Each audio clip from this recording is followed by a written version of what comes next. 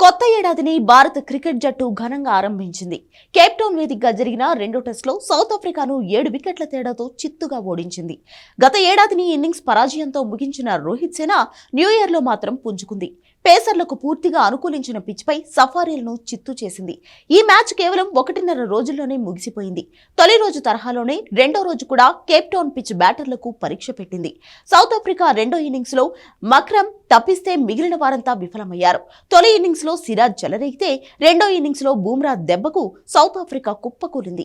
Markram సెంచరీతో ఒంటరి పోరాటం చేయగా కనీసం స్కోరు 150 దాటగలిగింది. తొలి సెషన్ ఆరంభం నుంచే బూమ్రా దెబ్బకు క్రమం తప్పకుండా వికెట్లు కోల్పోయింది. మక్రమ్ 106 పరుగులు చేసిన 8వ వికెట్ గా వెనుతిరిగాడు. కాసేపటికే సఫారీల ఇన్నింగ్స్ కు తెరపడింది. తర్వాత 79 పరుగుల లక్ష్యంతో బరిలోకి దిగిన భారత్ కు ఓపెనర్ జైస్వాల్ మెరుపు ఆరంభాన్నిచ్చాడు. పిచ్చును దృష్టిలో ఉంచుకొని దూకుడుగా ఆడాడు. 23 బంతుల్లోనే 6 ఫోర్లతో 28 పరుగులు చేసి అవుట్ అయ్యాడు. శుభ్మన్ గిల్, కోహ్లీ అవుట్ అయినప్పటికీ రోహిత్, శ్రేయాస్ అయ్యర్ జట్టు విజయాన్ని పూర్తి చేశారు.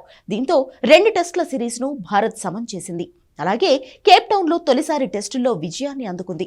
కాగా ఈ మ్యాచ్ లో పేసర్లదే హవా నడిచింది.